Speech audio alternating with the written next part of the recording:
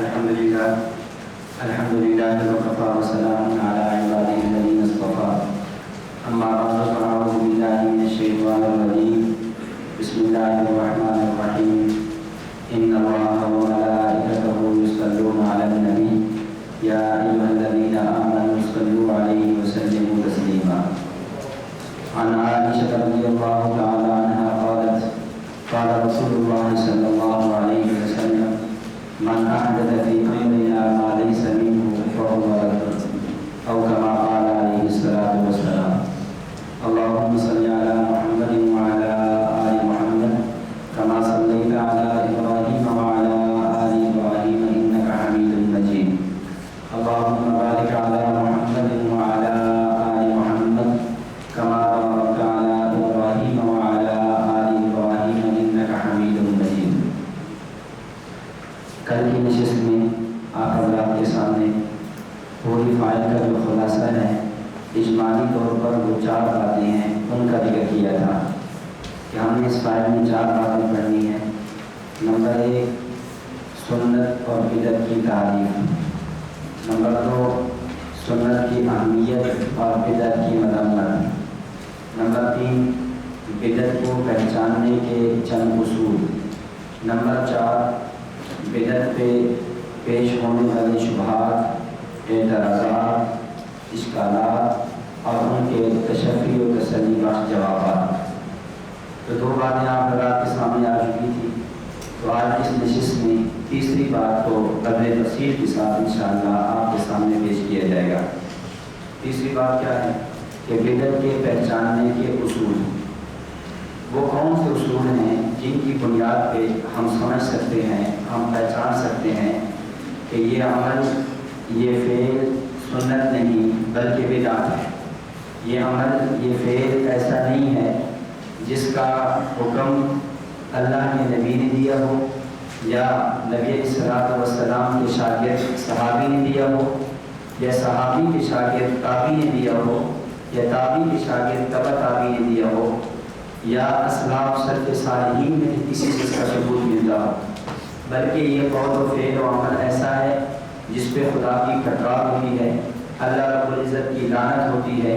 اور وہ بدعت کے بارے میں احادیث اور اکابر اسلاف کے جو اقوال ہیں وہ اس پر صادق آتے ہیں. اب وہ اصول کیا ہیں؟ آپ حضرات آپ کی فائل میں وہ 5 اصول نقل کیے گئے ہیں، بلکہ 5 سے بڑھ کے 2-3 اور بھی اضافی اصول بھی ہیں. تو کل آپ یوں سمجھ لیں 8 اصول ہم نے پڑھنے ہیں. یہ وہ اصول وہ ہیں جنہیں حکیم الامہ مجدد الملت الشاہ مولانا محمد اشرف علی تھانوی رحمۃ اللہ علیہ، جن کی وفات 1944 میں ہے، انہوں نے اپنی مختلف کتب میں نقل کی. اسی طرح شہید اسلام حضرت مولانا محمد یوسف لدھیانوی شہید رحمۃ اللہ علیہ، جنہوں نے اپنی کتاب اختلاف امت اور صراط مستقیم میں اصولوں کو نقل کیا. اس کے علاوہ ہمارے دیگر کئی اکابر نے جب سنت اور اہمیت پہ کتب لکھی. امام سنت حضرت شیخ محمد صفاز خان صفدر صاحب رحمۃ اللہ علیہ المتوفی 2009، انہوں نے اپنی کتاب راہ سنت میں اور باب جنت کے اندر ان اصولوں کو نقل کیا. اسی طرح حضرت علامہ خالد محمود صاحب رحمۃ اللہ علیہ المتوفی 2020، انہوں نے اپنی کتاب مطالعہ غریبیت کی 6ٹھی جلد میں تفصیل کے ساتھ ان اصولوں کو نقل کیا ہے. یہ میں نے اردو کتابوں کے حوالہ جات پیش کیے ہیں. اگر آپ مزید دیکھیں گے تو اور بھی کئی کتب مل جائیں گی. ہم نے ان کو عام فہم انداز کے اندر اس فائل کے اندر جمع کر دیا ہے. اب ان اصولوں میں پہلا اصول کیا ہے؟ پہلا اصل یہ ہے کہ دلیل عام سے خاص مسئلہ ثابت کرنا. دلیل عام ہے، اس سے جو مسئلہ آپ ثابت کر رہے ہو وہ مسئلہ بڑا خاص ہے. یا اس کو آپ ایک اور انداز میں یوں سمجھیں اور شاید آسان ہو جائے. امر مطلق ہو، امر مطلق کو مقید کر دینا. شریعت نے حکم مطلق چھوڑا تھا، شریعت نے ایک چیز کو اپنی اطلاق پہ رکھا تھا. کوئی آدمی آتا ہے اس کے اطلاق میں تغییر کر دیتا ہے، اس مطلق کو مقید کر دیتا ہے، اور یہ اس مطلق کو مقید کرنا بغیر کسی دلیل شرعی کے ہے. یہ اس اطلاق کی تغییر نہ قرآن میں وارد ہوئی، نہ حدیث میں ہے، نہ صحابہ کرام کے افعال و اعمال میں ملتی ہے،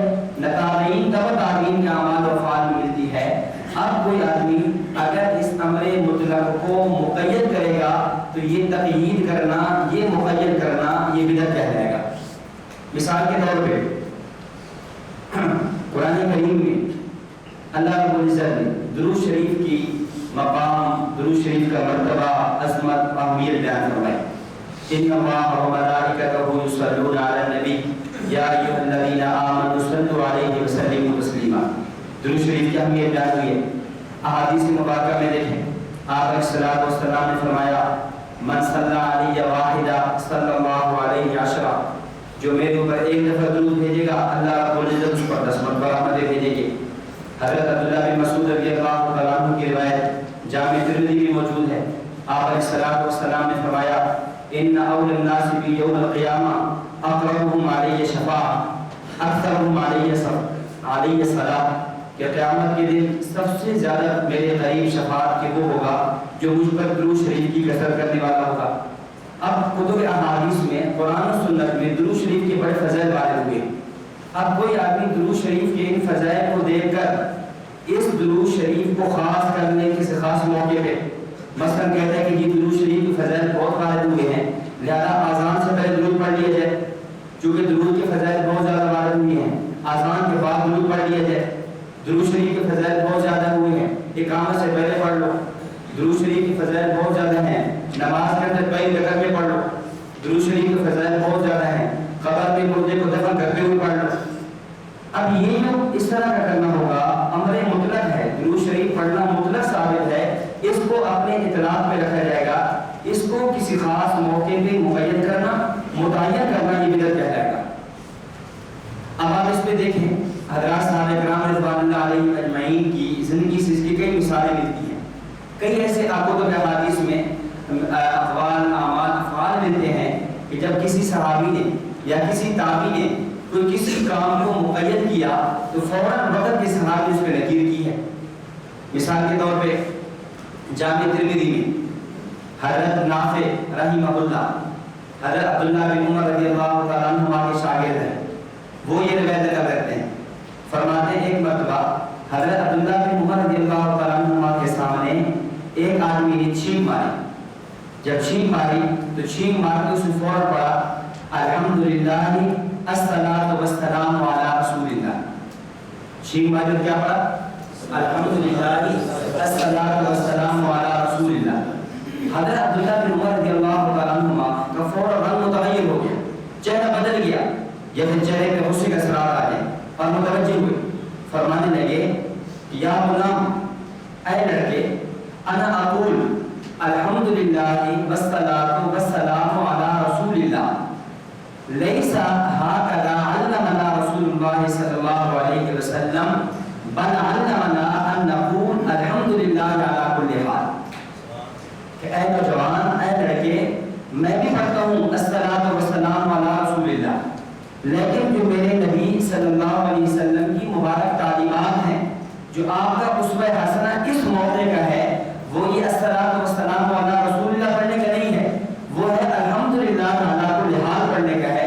لہذا درود شریف کی فضائل اپنی جگہ پہ، درود شریف کی اہمیت اپنی جگہ پہ، اس موقع پہ خاص طور پہ جب شریعت تعلیم درود کی نہیں دی ہے، شریعت تعلیم الصلاۃ والسلام علی رسول اللہ کے بجائے الحمدللہ علی کل حال کی دی ہے، تو یہی پڑھنا جائز ہوگا، درود شریف پڑھنا جائز نہیں ہوگا. اسی طرح دوسری مثال اس میں واقعہ دیکھیں، حضرت مسند دارمی میں یہ روایت موجود ہے کہ حضرت علی رضی اللہ تعالیٰ عنہ نے دیکھا ایک آدمی کو کہ وہ عید والے دن عید کی نماز سے پہلے 2 رکعت نفل پڑھنا چاہ رہا تھا. آپ حضرات نے کتب فقہ میں یہ مسئلہ پڑھا ہوگا کہ عید والے دن عام ہے وہ عید الفطر ہو یا عید الاضحیٰ ہو، اس دن فجر کی نماز کے بعد سے لے کر عید کی نماز پڑھنے تک کوئی نفل نماز جائز نہیں ہے. ایسا ہے نہیں، عید کی نماز سے لے کر نماز فجر سے لے کر عید کی نماز تک نفل نماز پڑھنا جائز نہیں ہے، حتیٰ کہ اس دن اشراق بھی پڑھنے جائز نہیں ہے. حضرت علی رضی اللہ تعالیٰ عنہ نے بندے کو دیکھا کہ وہ فجر کی نماز کے بعد جب سورج طلوع ہوا اس نے شاید اس کی اشراق کی عادت ہوگی تو وہ 2 رکعت نفل پڑھنے لگا. حضرت علی رضی اللہ عنہ روک لیا اور فرمایا کہ یہ کام نہیں کرنا. فنہا علی نے روک لیا. وہ کہنے لگا یا امیر المؤمنین انی آنا ان اللہ تعالی لا يعذبني على الصلاة. اے امیر المؤمنین میں یہ بات سمجھتا ہوں، میرا نظریہ یہ ہے کہ نماز جو میں پڑھ رہا ہوں اللہ تعالیٰ نماز پڑھنے پر مجھے گناہ نہیں دیں گے، نماز پڑھنے پر مجھے عذاب نہیں دیں گے، بلکہ نماز پڑھنے پر مجھے ثواب دیں گے. حضرت علی رضی اللہ عنہ فرمانے لگے انی اعلم ان اللہ تعالی لا یثیب علی فعل حتی ما فعله رسول اللہ صلی اللہ علیہ وسلم او یحف علیہ ولکن یعذبک لخلافک بالسنہ. اے نوجوان، تو یہ کہہ رہا ہے کہ نماز جیسا فعل پڑھنے پر میرا اللہ میرا خدا مجھے عذاب نہیں دے گا. میں یہ کہتا ہوں کہ جس موقع پہ تو نماز پڑھ رہا ہے یہ وہ موقع ہے، اس موقع پہ نماز پڑھنے کا حکم نہ حکم خدا ہے، نہ حکم مصطفیٰ ہے، نہ حکم صحابی ہے. اس لیے اس موقع پہ اگر تو نماز پڑھے گا تو ان اللہ تعالی یعذبک لخلافک بالسنہ، نبی علیہ الصلوۃ والسلام کی سنت کی خلاف ورزی کرنے پر اللہ تجھے عذاب دے گا. اب اس کا مطلب یہ نہیں ہے کہ نماز پڑھنا جائز نہیں ہے، لیکن نماز حکم مطلق ہے. جہاں جہاں شریعت نے 5 اوقات میں مقید کیا یا جو نوافل کے اوقات بتا دیے، اس کے علاوہ اگر کوئی آدمی اپنی طرف سے تقیید کرے گا، وقت کو مقید کر کے نماز کا اضافہ کرنا چاہے گا، تو نماز جیسی عبادت بھی قابل قبول نہیں ہوگی، باعث اجر و ثواب نہیں ہوگی، بلکہ باعث وزر باعث گناہ ہوگی. نمبر 3، حضرت طاؤوس رحمہ اللہ تابعی ہے، بلکہ طاؤوس نے سعید بن مسیب رحمہ اللہ تعالی، انہوں نے دیکھا ایک آدمی عصر کی نماز کے بعد 2 رکعت نفل پڑھ رہا ہے. حضرت نے منع فرما دیا. سعید بن مسیب رحمہ اللہ فرمانے لگے بھئی عصر کے نماز کے بعد نفل پڑھنا جائز نہیں ہے. تو وہ کہنے لگا کہ کیا ایعذبنی اللہ تعالی من الصلاۃ. سعید بن مسیب، کیا اللہ تعالیٰ نماز پر بھی عذاب دیتے ہیں؟ میں عصر کی نماز پر میں گناہ تو نہیں کر رہا، گانا نہیں سن رہا، نماز بھی پڑھ رہا ہوں، کیا نماز پر بھی عذاب ہوگا؟ سعید مسیب رحمہ اللہ فرمانے لگے لا، عذاب نماز پر نہیں ہوگا، ولکن یعذبک بخلافک السنہ، عذاب اس لیے ہوگا کہ تو یہ جو کام کر رہا ہے یہ خلاف سنت کر رہا ہے. اب ان تمام 3 واقعات سے بات معلوم ہوتی ہے کہ امر مطلق ہو، اس کی تقیید کرنا، اس کو اپنی طرف سے مقید کر دینا یہ جائز نہیں ہے، یہ کرنا بدعت کہہ جائے گا، اس کی اجازت نہیں ہوگی. اور یہ اصول علامہ دقیق العید محمد بن علی باقر المصری المتوفى 665 ہجری، انہوں نے اپنی کتاب احکام الحکام میں نقل کیا اور فرمایا اما احدثته الروافض من عید ثالث سموه عید الغدیر. یہ جو روافض نے 2 عیدوں کے بجائے تیسری عید شروع کر لی جسے عید غدیر کہتے ہیں. یہ عید غدیر کیا ہے؟ 18 ذی الحجہ کو حضرت علی رضی اللہ تعالیٰ عنہ کو نبی علیہ الصلوۃ والسلام نے بھیجا. یہ 10 ہجری کا بات ہے، حجۃ الوداع کے موقع پہ. تو آپ آئے، لمبی روایت ہے. تو وہاں جب واپس آئے آپ علیہ الصلوۃ والسلام نے حضرت علی رضی اللہ تعالیٰ عنہ کے بارے میں جملہ فرمایا من کنت مولا فعلی مولا. جب یہ جملہ فرمایا اس سے بعض لوگوں کو سمجھیے اس جملے سے بعض لوگوں نے خلافت بلا فصل حضرت علی کا استدلال کیا اور انہوں نے یہ عقیدہ کر لیا حضرت علی رضی اللہ عنہ خلیفہ بلا فصل ہے، کیونکہ آپ کو فرمایا جا رہا ہے من کنت مولا فعلی مولا.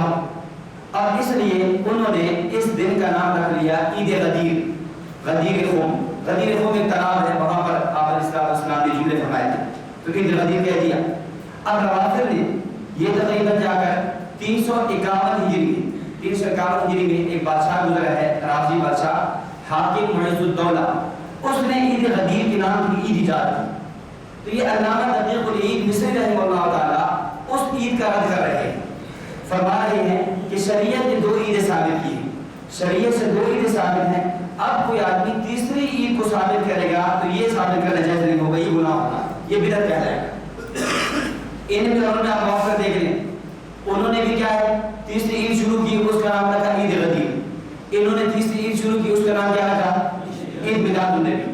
کئی چیزوں موافقت ہے. انہوں نے کہا انبیاء ائمہ کے بارے میں کہ نبی علیہ الصلوۃ والسلام پر 12 امام معصوم ہیں، اور ائمہ معصومین کے بارے میں نظریہ کیا کہا؟ یہ کہا کہ یہ 12 امام عالم الغیب ہیں. انہوں نے کہا کہ نبی علیہ السلام عالم الغیب ہے. انہوں نے کہا کہ 12 امام مختار کل ہیں. انہوں نے کہا کہ نبی علیہ السلام مختار کل ہیں. انہوں نے کہا کہ 12 امام نور سے پیدا انہوں نے کہا نبی علیہ السلام نور سے پیدا ہوئے. انہوں نے کہا کہ 12 امام ہر جگہ ہر مقام پہ حاضر نازل. انہوں نے کہا کہ نبی علیہ السلام ہر مقام پہ ہر جگہ حاضر نازل. انہوں نے کہا کہ 12 امام خدا سے بھی درجے اور مقام مرتبے میں بڑھ گئے. ادھر احمد رضا خان بولا, اس نے بھی کہا کہ 12 امام نبی علیہ السلام کا مقام و مرتبہ خدا سے بھی بڑھ گیا. اس لیے ان کا یہ شعر مشہور ہے, اگرچہ سرائکی میں ہے کہ پکڑے جسے خدا اسے چھڑائے محمد, اور پکڑے جسے محمد اسے خدا نہیں چھڑا سکتا. اگر اللہ پکڑ لے نبی چھڑا سکتے ہیں, لیکن اگر نبی پکڑ لے تو الیاذ باللہ ثم الیاذ باللہ اللہ تعالیٰ کی ذات بھی نہیں چھڑا سکتی. تو جو عقیدہ اور جو نظریات ان لوگوں نے گھڑے تھے, ان کے پیچھے پیچھے چلتے ہوئے ان لوگوں نے بھی گھڑے. بلکہ اس سے آگے بڑھ کے میں کہتا ہوں, اگر آپ ان لوگوں کے ناموں پہ غور کریں گے آپ کو سمجھ آئے گی کہ ان کا نسب وہاں جا کر ملتا ہے. کسی کا نام احمد رضا ہوگا, کسی کا نام مصطفیٰ رضا ہوگا, کسی کا نام حامد رضا ہے, کسی کا نام فاطمہ بیگم ہے, کسی کا نام جو ہے اس طرح بطول ہے, اس فاطمہ ہے. ان کے نام بھی ایسے لوگ رکھے کہ جو رافضیوں کے نام پر ہیں, اور ان کے عقائد دیکھتے ہیں, ان کے اعمال دیکھتے ہیں, نظریات دیکھتے ہیں, تو یہ بات بالکل واضح ہو جاتی ہے کہ یہ لوگ انہی کی طریق پر چلے آ رہے ہیں, بس اپنا نام تبدیل کر لیا ہے. ورنہ جو طرز, جو روش, جو طریقہ ان لوگوں کا تھا, وہی روش, وہی طرز, وہی طریقہ ان لوگوں کا بھی ہے.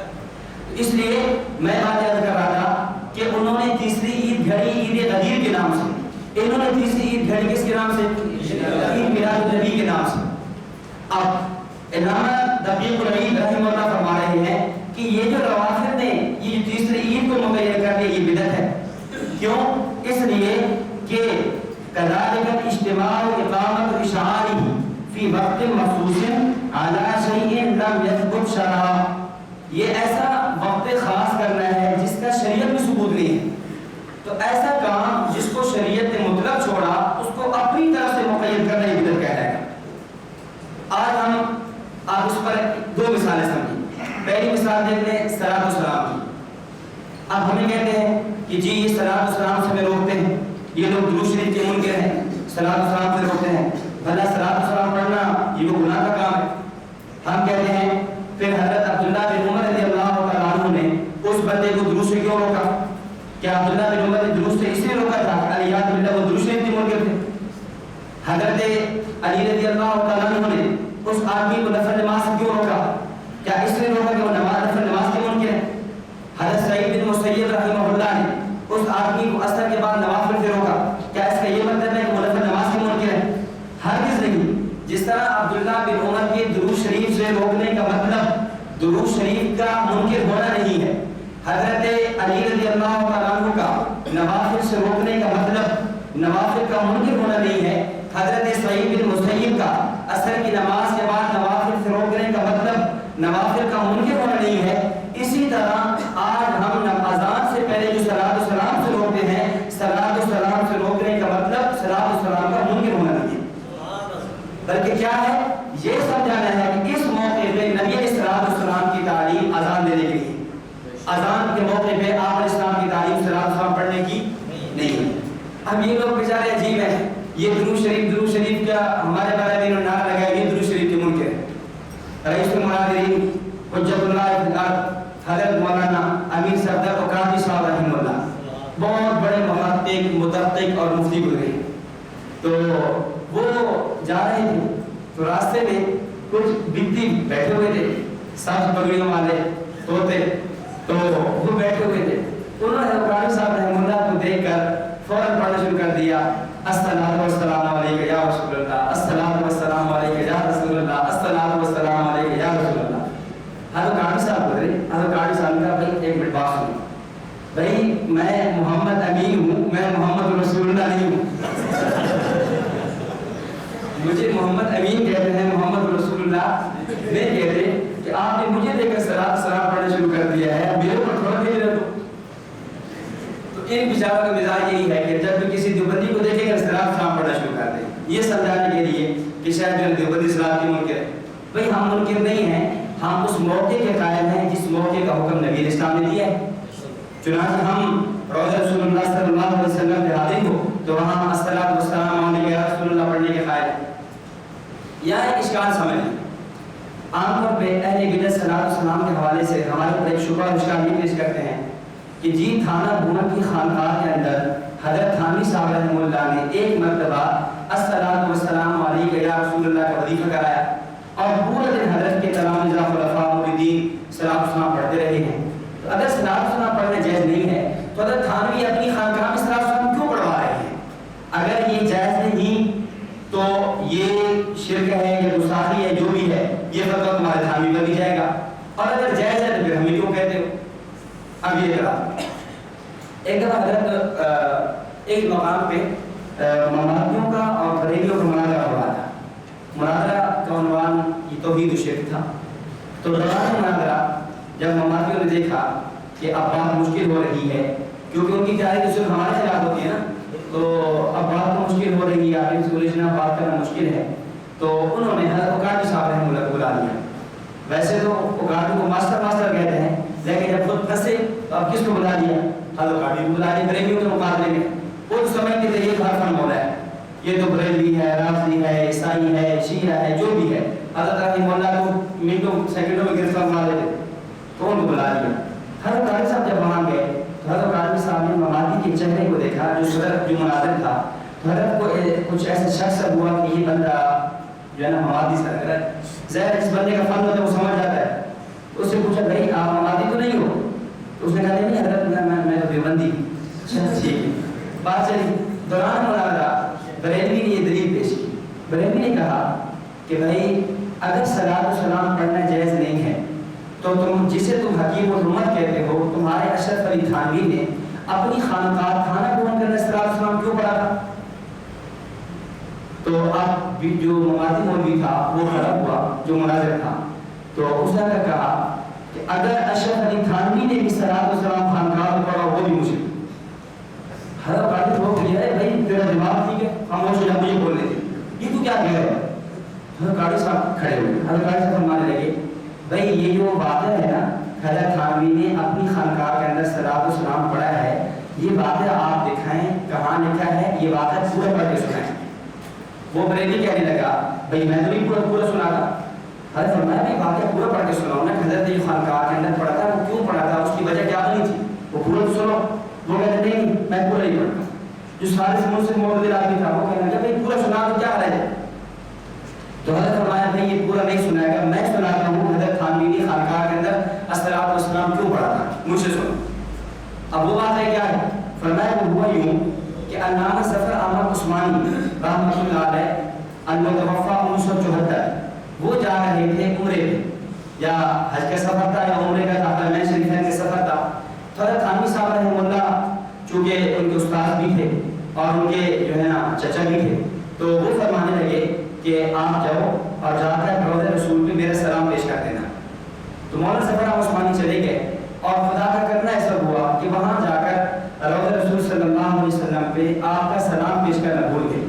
جب سلام پیش کرنا بھول گئے, رات کو سوئے, خواب میں امام الانبیاء سرور کائنات آمینہ کے لاس حضرت محمد رسول اللہ صلی اللہ علیہ وسلم کی زیارت ہوئی, اور آپ نے فرمایا ظفر احمد یہ کیا ظلم ہے کہ میرے اشرف علی نے سلام بھیجے تھے اور تجھے نہیں پہنچایا.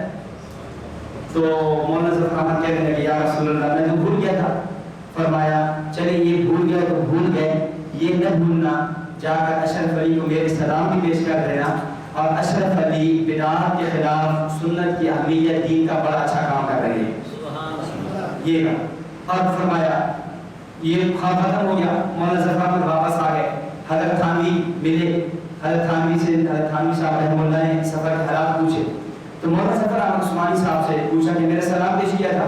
تو مولانا ظفر احمد عثمانی کی آنکھوں میں آنسو آ گئے اور فرمانے لگے حضرت عجیب واقعہ پیش آیا, وہ یہ واقعہ ہوا, میں بھول گیا, خواب میں زیارت ہوئی. آپ علیہ السلام نے فرمایا کہ اشرف علی کو میرے سلام پیش کر دینا.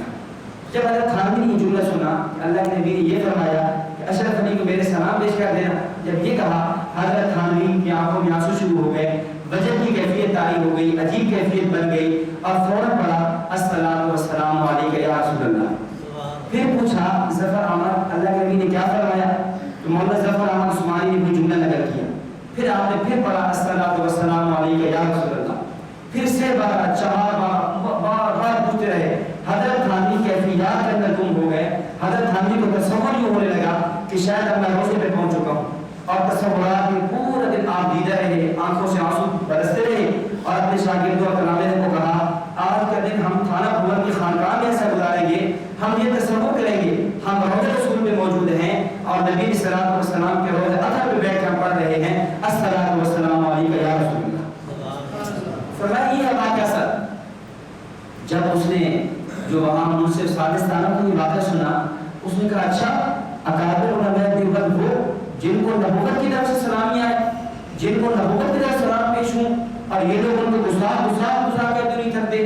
इस जमाने में हुआ अकाबिर उलमा देवबंद हक पे हैं। आज के इस मुनादरे के अंदर मैं ये फैसला करता हूँ अकाबिर उलमा देवबंद हक पे हैं। मेरे इस मोहल्ले और बस्ती में आइंदा कोई बरेली आकर उलमा देवबंद के खिलाफ नहीं करेगा।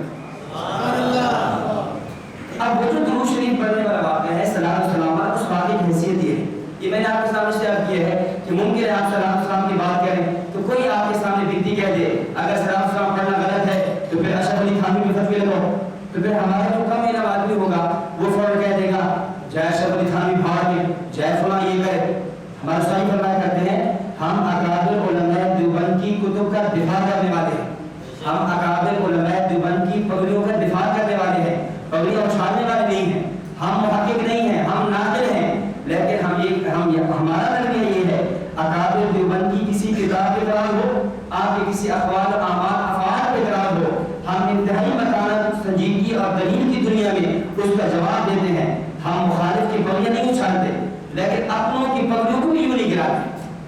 न मुखालिफ की पगड़ियां उछालने के ख़ैल है और न अपनों की पगड़ियों के गिराने के ख़ैल है, बल्कि हम अपने अकाबिर की पगड़ियों का दिफा करते हैं और करते रहेंगे इंशाअल्लाह। तो ये इस बात की हकीकत है। बाकी रहा आज़ान के बाद ये जो दुरूद सलाम ये कब से शुरू हुआ? आज़ान के बाद जो या आज़ान से कबल सलात सलाम है। अल्लामा शामी रहमतुल्लाह अलैह फतावा शामी में लिखा बद तस्लीम बाद आज़ान हदस फी रबीउल अव्वल सनत 871 के आज़ान से बाद जो आज़ान के बाद जो दुरूद सलाम है ये शुरू हुआ सन 781 हिजरी के अंदर। कब शुरू हुआ है? सन 700। और यही बात जो है मौलवी अमरुल्लाह खान ने काबी शरीफ में नकल की, वो भी इसी बात के क़ाइल है कि दुरूद सलाम कब शुरू, ये आज़ान से पहले आज़ान के बाद दुरूद सलाम है इसकी इब्तिदा कब हो रही है? सन 8वीं सदी हिजरी आप कह दें सन 781 हिजरी के अंदर। और बाकी पाकिस्तान में कब शुरू हुआ? हज़रत बुखारी साहब रहमतुल्लाह अलैह तरियाक़ अकबर का ज़बान 70 की बात मौजूद है कि 1953 की तहरीक ख़त्म नबूवत जब उरूज में थी, तहरीक ख़त्म नबूवत हमारे अकादमी बहुत चले और ख़ासतौर पे 3 तहरीकें बड़ी यादगार रही हैं। 1933 की तहरीक जब हज़रत कश्मीरी वहाँ से देवबंद से भावलपुर तशरीफ लाए, फिर 1953 की तहरीक ख़त्म नबूवत जिसकी सरबराही करने वाले अमीर शरीयत सैयद मौलाना शाह साहब बुखारी थे। फिर उसके बाद अगली तहरीक जो चली सन 1974 के अंदर अल्लामा यूसुफ बिन नूरी अल-मुतवफ़्फ़ा 1977 उनकी क़यादत में ख्वाजा खान मोहम्मद साहब रहमतुल्लाह की क़यादत के अंदर तो 1953 की तहरीक उरूज पे थी। और ये ऐसे वाक़ात पेश आ रहे थे कि रोज़ाना कई मुसलमान शहीद हो रहे थे, रोज़ाना मुसलमान शहीद हो रहे हैं, कितने लोग शहीद हो रहे हैं दिनों के अंदर। तो हुआ यूँ कि जुमे का दिन है 1953, मौलवी सरदार फैसलाबाद एक बिल्की मौलवी गुजरा है, इसके पास जो पाकिस्तान के वज़ीर ख़ारजा क़ायदानी थे ज़फ़रुल्लाह खान क़ायदानी, ये ज़फ़रुल्लाह खान क़ायदानी जाकर मिले और जाकर ये कहा मौलवी सरदार फैसलाबादी को कि हज़रत ये तहरीक ख़त्म नबूवत बड़े उरूज पे जा रही है, कहीं ऐसा ना हो कि ममलिकत पाकिस्तान हमारे कुफ्र का फैसला न कर दे, इसलिए आप इस तहरीक को दबाएं।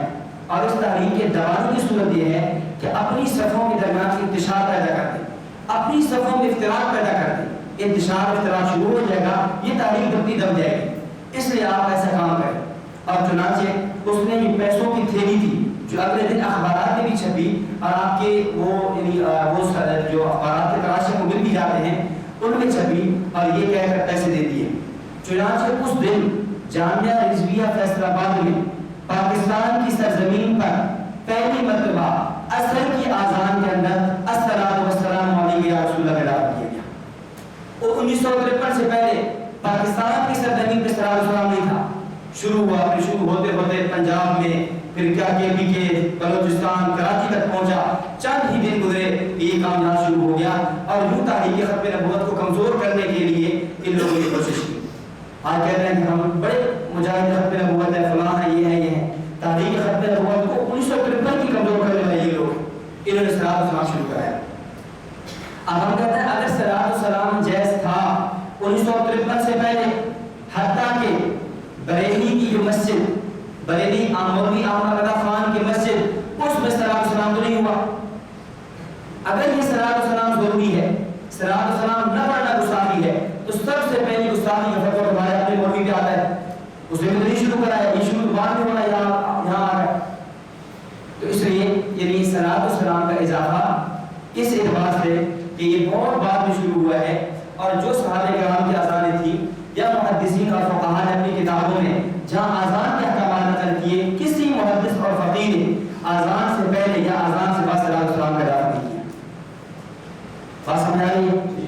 نمبر 2، اسی پر دوسری مثال سمجھے عید میلاد النبی کو۔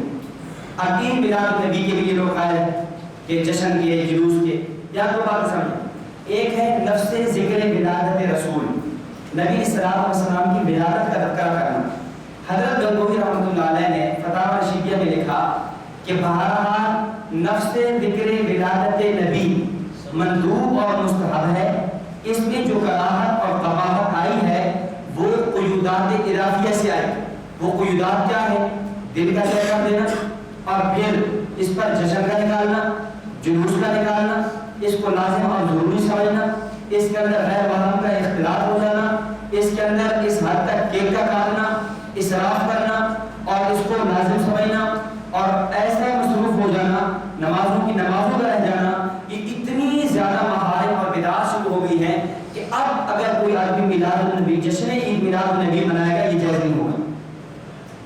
نفس ذکر ولادت کے ہم ممکن نہیں ہے، ہمارے اوپر یہ فتوے لگاتے ہیں اور کہتے ہیں کہ جی یہ اللہ کے نبی کے ذکر کو ذکر کے قائل نہیں ہے، نبی علیہ السلام کے تذکرے کی سیرت کے قائل نہیں ہے، ایسی بات نہیں ہے۔ ہماری جو معتبر کتاب المحنت المفند حضرت علامہ خلیل احمد سہارنپوری صاحب رحمۃ اللہ علیہ کی ہے، وہاں حضرت سہارنپوری سے جب یہ سوال ہوا کہ تم نبوت کا ذکر کرنا، آپ کی سیرت کو بیان کرنے کے بارے میں تمہارا دیوبند کا نظریہ کیا ہے؟ تو حضرت نے بڑا عجیب جواب دیا۔ حضرت فرماتے ہیں ہمارا نظریہ تو یہ ہے، ان ذکر بون النبی صلی اللہ علیہ وسلم و ذکر غبار لعانہ افضل و احب من المندوبات والمستحبات۔ تم تو نفس ذکر ولادت کا پوچھ رہے ہو، ہمارا نظریہ تو یہ ہے امام الانبیاء صلی اللہ علیہ وسلم کے بول و براز کا تذکرہ کرنا، آپ کی پیشاب مبارک کا تذکرہ کرنا، آپ وہ غبار جو آپ کے نالین کو لگا، آپ کے جوتے مبارک کو لگا، یہ بھی بہت بڑی عبادت اور افضل اور احب من المندوبات والمستحبات ہے، جو جائے کہ پھر امام الانبیاء صلی اللہ علیہ وسلم کی زندگی کا تذکرہ کرنا۔ ہاں باقی اس کی آڑ میں آ کر جلوس نکالنا، جشن نکالنا، یہ جائز نہیں ہے۔ یہ کب شروع ہو رہا ہے؟ موسیٰ شہر کے اندر مظفر الدین کوکری بن اربل نے سن 604 ہجری کے اندر اس کو نکالا ہے۔ سن 604 سے پہلے تاریخ 6 صدیاں خالی ہے جلوس سے، اس سے پہلے 6 صدیوں میں نہیں ہے۔ اگر یہ محبت کی بنیاد پہ، اس کی بنیاد محبت ہے اور یہ ضروری ہے اور نہ کرنے والے گستاخ ہیں، نہ کرنے والے مشرک ہیں، یہ اس طرح کے فتوے ہیں، پھر بتاؤ کیا خلفائے راشدین اس فتوے کی زد میں آئے گی یا نہیں؟ حضرت ابوبکر صدیق رضی اللہ تعالیٰ عنہ سن 11 ہجری سے 13 ہجری تک انہوں نے نہیں نکالا۔ عمر فاروق رضی اللہ تعالیٰ عنہ 13 سے لے کر 24 ہجری تک وہ نہیں نکال رہے۔ حضرت عثمان غنی 24 سے لے کر حضرت عمر فاروق رضی اللہ، عثمان غنی رضی اللہ تعالیٰ عنہ 24 سے لے کر 35 ہجری تک وہ نہیں نکال رہے۔ حضرت علی رضی اللہ تعالیٰ عنہ 35 سے لے کر 40 ہجری تک وہ نہیں نکال رہے۔ اور یہ وہ لوگ تھے جن کے بارے میں اللہ کے نبی نے کیا فرمایا تھا؟ علیکم بسنتی وسنت الخلفاء الراشدین المہدیین۔ جب ان لوگوں نے نہیں نکالا تو اب کوئی آدمی نکالے اور پھر 6 صدیوں بعد جا کر شروع ہو رہا ہے، تو یہ کیا ہے؟ بدعت ہے۔ اور پھر ہندوستان کے اندر کب شروع ہوا؟ ایک تو یہ نا کہ پہلے شروع ہوا 604 ہجری کے اندر، اس کے بعد ہندوستان میں شروع ہو رہا ہے۔ ہندوستان میں اس جشن کو، جلوس کو شروع کرنے والا ایک آدمی عنایت اللہ قادری نام کا گزرا ہے۔ یہ عنایت اللہ قادری کون ہے؟ یہ پہلے ہندو تھا، ہندو سے مسلمان ہوا. جب یہ ہندو تھا اس وقت یہ رام لیلا کا جشن نکالا کرتا تھا. یہ ہندو کی رسم ہے رام لیلا کا جشن نکالتا. اس کے ذہن میں یہ بات رہی کہ میں مسلمان ہو گیا ہوں تو جیسے بچپن تک آداب تو نہیں بدلتی، تو جب میں ہندو تھا تو رام لیلا کا جشن نکالتا تھا. اب مجھے کیا کرنا چاہیے؟ اب نبی علیہ السلام کو جلوس نکالنا چاہیے. تو چنانچہ اس لیے 1929 میں پہلی مرتبہ کشمیری بازار لاہور میں عید میلاد النبی کا جلوس نکالا. بڑے صغیر ہندوستان کے اندر یہ رسم کب شروع ہو رہی ہے؟ 1929 میں. 1929 سے پہلے جلوس کا نام نشان نہیں ہے. اس سے پہلی ساری تاریخ خالی ہے. اور آج بھی اگر آپ کشمیری بازار لاہور جائیں، اس کی قبر پہ اس کے مکان جو عنایت اللہ قادری کا مکان موجود ہے، اس کے مکان عنایت اللہ قادری کی وفات ہے 2002 میں، ابھی فوت ہوئی 2002 میں. اس کے مکان کے اوپر یہ جملہ آج بھی لکھا موجود ہے کہ بانی عید جلوس عید میلاد النبی عنایت اللہ قادری. یہ اب شروع ہو رہا ہے. اب بتائیں کہ یہ جو کام تم یعنی اتنے بعد میں شروع ہو اور اس کو پھر دین کا نام بنا کر پیش کیا جائے، نشریک ہونے والوں پر کفر اور شرک کے فتوے لگایا جائے، وہ کیوں کا جائز ہو سکتا ہے؟ اب اس پر آپ اور اشکال بھی سمجھیں. عام طور پر اشکال یہ ہوتا ہے کہ یہ چناب نگر ختم نبوت والا عالمی مجلس تحفظ ختم نبوت ہماری جماعت ہے، ہمارا قادری کی جماعت ہے اور بڑی قربانی والی جماعت ہے. تو یہ اس کا جو مرکز ہے یا ادارہ ہے وہ کہاں ہے؟ پرانا نام ربوہ ہے، موجودہ نام چناب نگر.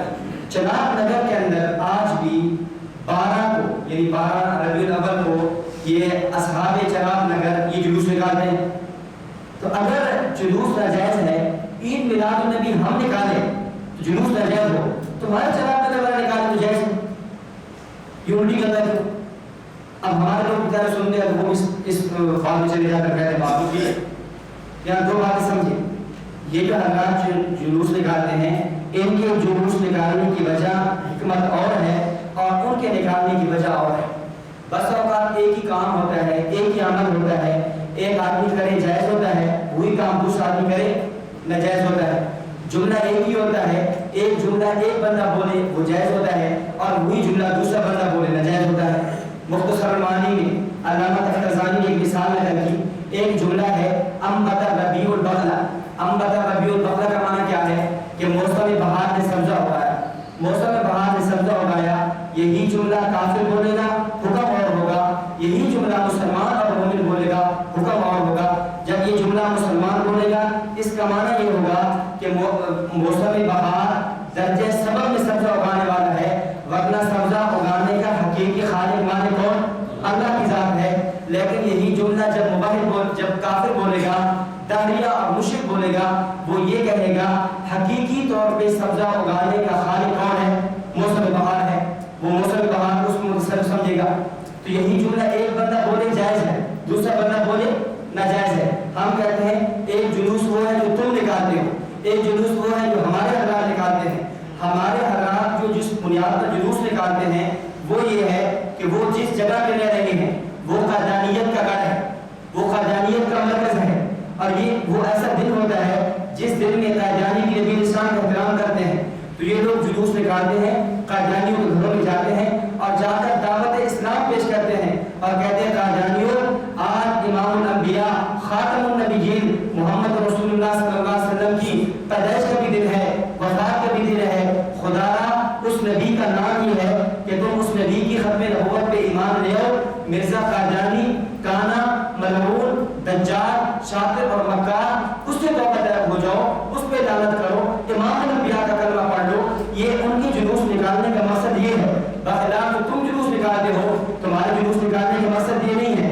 تم جلوس کو ضروری سمجھتے ہو، لازم سمجھتے ہو، اس میں گناہ کے کام کرتے ہو، اس کو عید کا نام دیتے ہو اور اس کے اندر کیا کیا خرافات اور بدعات کرتے ہو. اور پھر جو آدمی جلوس میں شریک نہ ہو اس پہ کفر اور شرک کے فتوے لگاتے ہو. بخلاف اس جلوس کے اندر کوئی آدمی شریک نہ ہو تو ہمارے اکابر کبھی اس پہ شرک تو بہت دور کی بات ہے، اس پہ فاسق اور فاجر ہونے کے بھی فتوے نہیں لگاتے. اس لیے اس جلوس کی حیثیت اور ہے اور تمہارے اس جلوس کی حیثیت اور ہے. تو دونوں میں فرق ہے. اس لیے ان کا جلوس نکالنا جائز ہے، تمہارا جلوس نکالنا جائز نہیں. بات سمجھ آ رہی؟ باقی آپ کے سامنے عبارت کیا پیش کریں گے؟ حضرت حاجی امداد اللہ مہاجر مکی رحمۃ اللہ علیہ، حضرت حاجی صاحب رحمۃ اللہ علیہ جلوس کے قائد تھے، وہ جلوس نکالا کرتے تھے۔ بھائی پہلی بات یہ ہے، حاجی صاحب جلوس کے قائد نہیں تھے، وہ سیرت النبی کے جلسوں کے قائد تھے۔ اس سیرت النبی کے جلسے ہمارے دور میں بھی ہوتے ہیں، اس دور میں وہ کرتے تھے، وہ اس کے قائد تھے۔ ہاں اتنی بات ضرور ہے کہ حاجی صاحب اس کو غلط بھی نہیں سمجھتے تھے، حضرت ہمارے جی کے جو نکاح بھی نہیں تب بھی ہرے نہیں، اتنی بات ہے۔ لیکن حضرت حاجی امداد اللہ مہاجر مکی رحمۃ اللہ علیہ نے آخری عمر میں اس سے بھی رجوع فرما دیا تھا۔ جب آپ کی آخری عمر میں آپ اس سے بھی رجوع فرما لیا، اس رجوع کا واقعہ کیا ہے؟ مولانا جمیل احمد تھانوی نے شرح فیصلہ ہفت مسئلہ کے آخر کے اندر لکھا، فرماتے ہیں واقعہ یہ ہوا کہ حضرت مولانا قاری طیب صاحب رحمۃ اللہ علیہ کے والد مولانا احمد صاحب، مولانا احمد بن مولانا قاسم نانوتوی، مولانا احمد صاحب نانوتوی کے بیٹے ہیں، قاری طیب صاحب کے والد ہیں۔ مولانا احمد کا اور مولانا حاجی امداد اللہ مہاجر مکی کا باس مباحثہ ہوا کہ یہ جلوس نکالنا اور یہ جشن منانا اس موقع پہ جائز ہے یا نہیں۔ حاجی صاحب کہنے لگے ضروری بھی نہیں ہے، لازم بھی نہیں ہے، لیکن کوئی نکال نکیر کی ضرورت بھی نہیں ہے۔ حضرت مولانا احمد صاحب فرمانے لگے میرا ذوق یہ کہتا ہے، میرے اکابر کی کتب کا مطالعہ اور علم یہ کہتا ہے کہ یہ جائز نہیں ہے۔ دونوں کی بحث ہوئی، خاموش ہو گئے، چلے گئے۔ مولانا احمد صاحب خواب میں دیکھتے ہیں نبی علیہ السلام کی زیارت ہوئی، اللہ کے نبی سے نبی علیہ السلام بیٹھے ہیں، ساتھ حاجی امداد اللہ مہاجر مکی ہیں، ساتھ مولانا احمد صاحب ہیں۔ مولانا احمد پوچھتے ہیں یا رسول اللہ، میرا اور حاجی امداد اللہ مہاجر مکی کا مکالمہ چلا کہ یہ جو جلوس ہے، یہ جو جشن ہے، یہ جائز ہے یا نہیں؟ تو میں کہتا ہوں جائز نہیں ہے، اور حضرت حاجی صاحب میرے بڑے ہیں یہ فرماتے ہیں جائز ہے، آپ کی فیصلہ فرما دیں کیا ٹھیک ہے؟ تو نبی علیہ السلام فرمانے لگے امداد اللہ یہ لڑکا ٹھیک کہتا ہے، امداد اللہ یہ لڑکا ٹھیک کہتا ہے۔ مولانا احمد ٹھیک ہو چکے نوجوان تھے، حاجی صاحب بڑے تھے، یہ لڑکا ٹھیک کہتا ہے۔ صبح بیدار ہوتے ہیں، خواب کو لکھا، ابھی وہ زمانہ تھا جب یہ آخری زمانے کی بات ہے، حاجی صاحب مکہ مکرمہ جا چکے تھے، چونکہ پہلے ہندوستان میں تھے پھر مکہ مکرمہ چلے گئے۔ حاجی صاحب کو اپنا یہ خواب لے کر بھیجا اور فرمایا، اور خواب پورے خواب لے کر بھیجا۔ تو حاجی صاحب رحمۃ اللہ علیہ جب یہ خواب پڑھا تو پڑھنے کے بعد فرمانے لگے اپنے جو حاضرین تھے تم گواہ ہے نا، آج کے بعد میں اس بات پر جو قائل تھا اس سے میں رجوع کرتا ہوں، اور میرا موقع وہی ہوگا جو مولانا احمد کا تھا ہے، یا مولانا رشید احمد کا وہی کا ہے، دیگر حضرات کا تھا، وہی موقع پہ میں بھی کاربن رہوں گا، اور یہ جو خواب ہے اس کو میرے کفن کے اندر رکھ دینا۔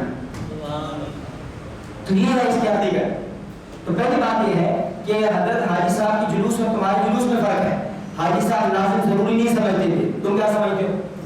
لازم ہو سکتے ہیں، کیونکہ حکم کی اہمیت سے بھی جو حکم بدل جاتا ہے نا۔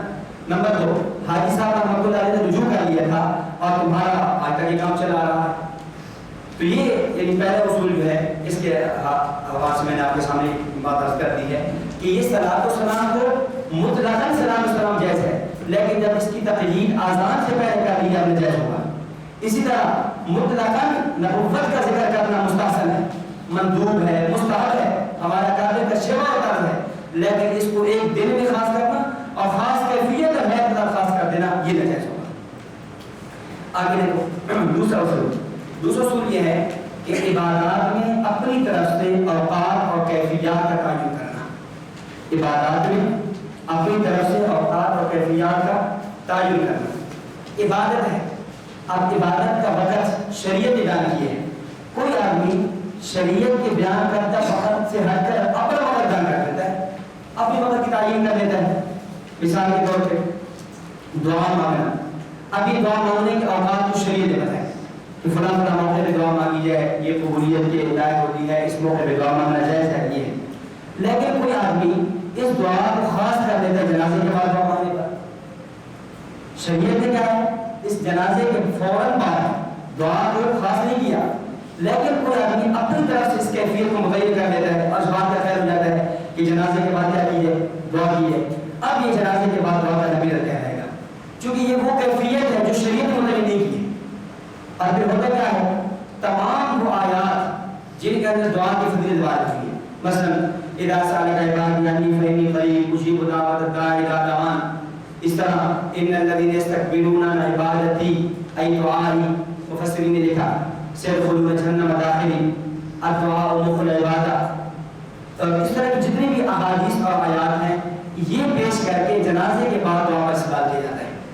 بھئی بات یہ ہے کہ نفس دعا کا جواز تو ہے، نفس دعا تو ثابت ہے، لیکن اس دعا کو خاص موقع پہ متعین کر دینا، اس کو متعین کر دینا جنازے کے بعد کے لیے جائز نہیں ہے. اور اس پہ عام طور پہ دلیل کیا پیش کرتے ہیں؟ ابن ماجہ کی روایت پیش کرتے ہیں. ابن ماجہ میں روایت موجود ہے، نبی علیہ السلام علیہ وسلم نے فرمایا اذا صلیتم علی المیت فاخلصوا له الدعاء، جب تم میت پر نماز پڑھو تو اس کے لیے دعا کرو. اب اہل بدعت کہتے ہیں حدیث میں آیا کہ جب میت پر نماز پڑھو تو دعا مانگو، تو ہم نماز پڑھتے ہیں، نماز کے بعد دعا مانگتے ہیں، اس لیے ہمارا دعا مانگنا یہ حدیث کے مطابق ہے.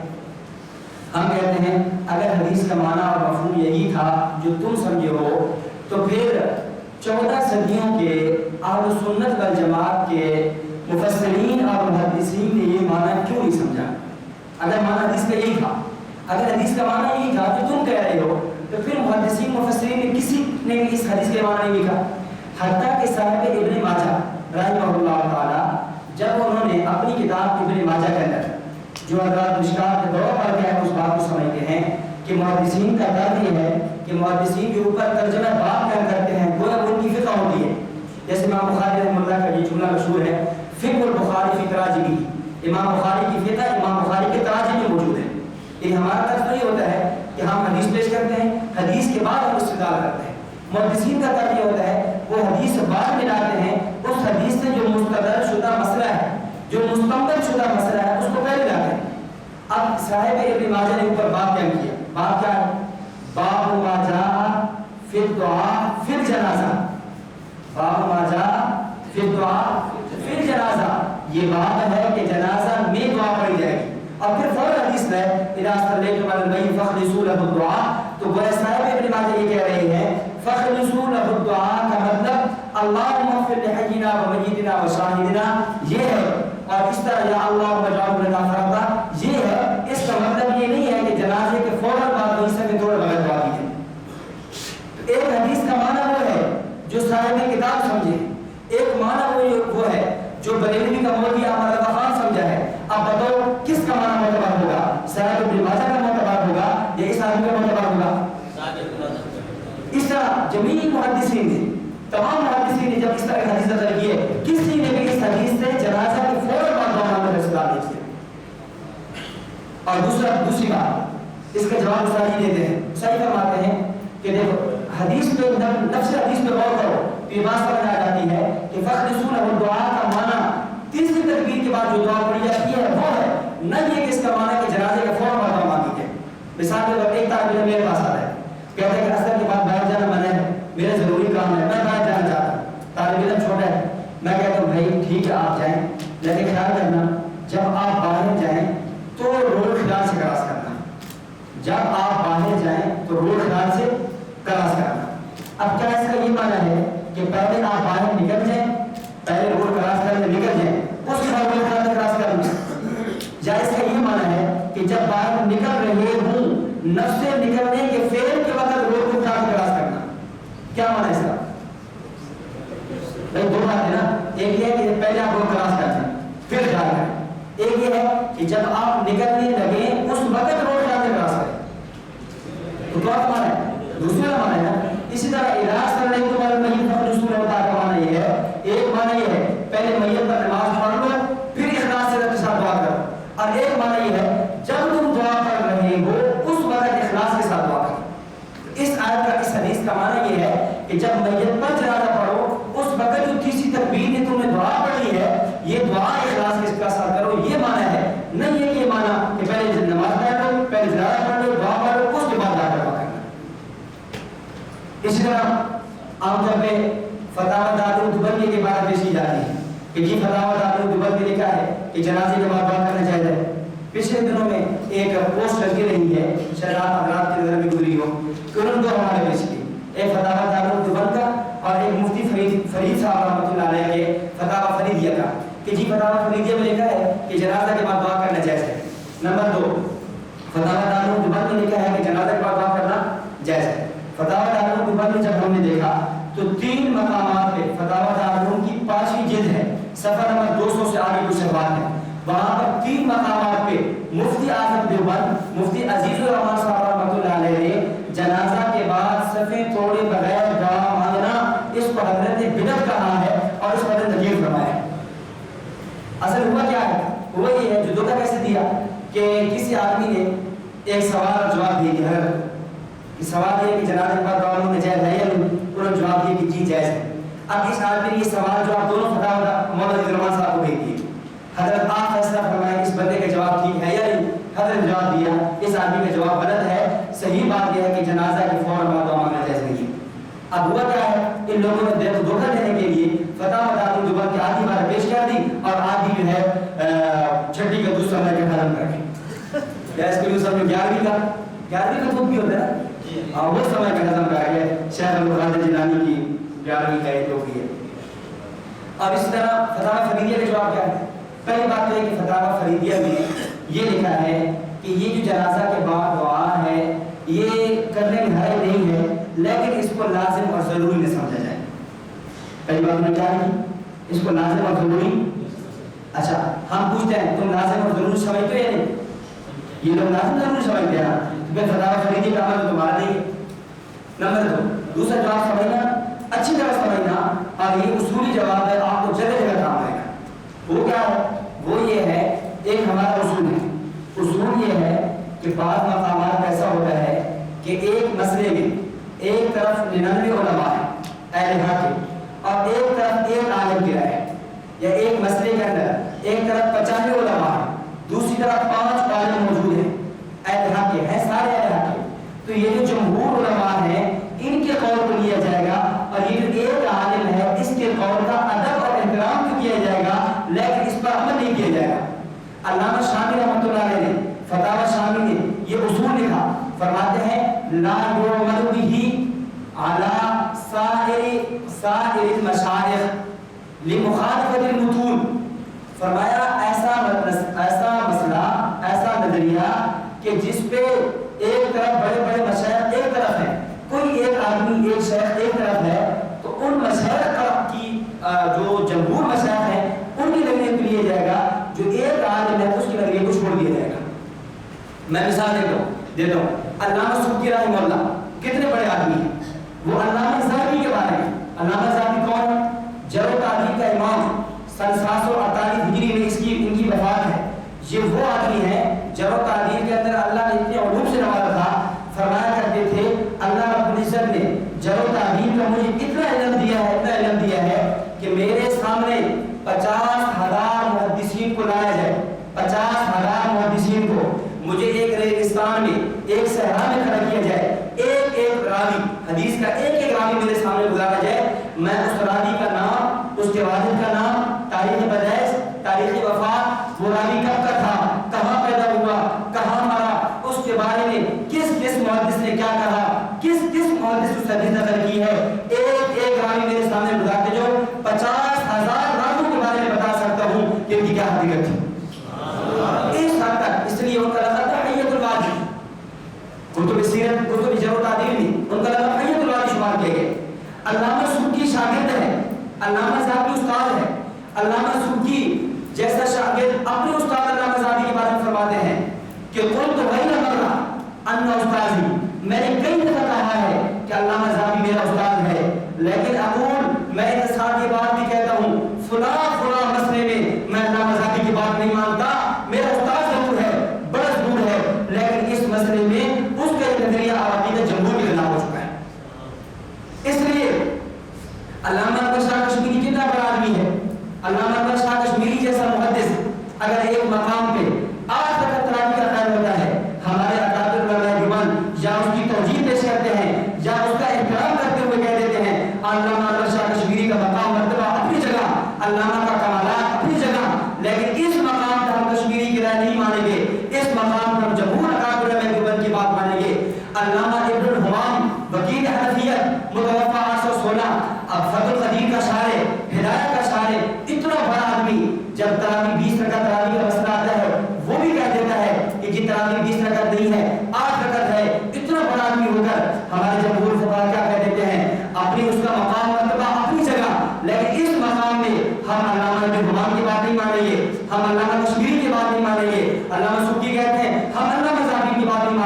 ہم بھی کہتے ہیں. اسی طرح مفتی فرید صاحب رحمہ اللہ کا مقام مرتبہ مسلم ہے.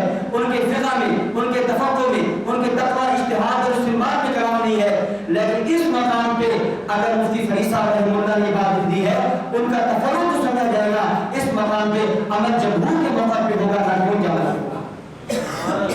یہ اصول ہے، اس میں یاد رکھیے. بہت سے مقامات پہ آپ کو سمجھ آئے گی، بہت سے مقامات پہ عقائد نظریات کے اندر کوئی ایک عالم دوسرے کو کھڑا ہوگا اور مخالف کیا کرے گا؟ اس ایک عالم کا عقیدہ پیش کرے گا. اس میں کئی مثالیں دی جا سکتی ہیں. میں بات کروں، بات بہت لمبی ہو جائے گی، لیکن یہ ہے ایک اصول سمجھ لیں. مفتی فرید صاحب نے فرما دیا تو پہلی بات یہ ہے مفتی صاحب نے لازم اور ضروری نہیں سمجھا. نمبر دو، اگر لازم ضرور سمجھ لیں تب بھی جمہور مشائخ جب اس طرف ہیں وہ جنازے کے بعد دعا کا خیال نہیں ہے تو ہم بھی جنازے کے بعد دعا کا قائل نہیں.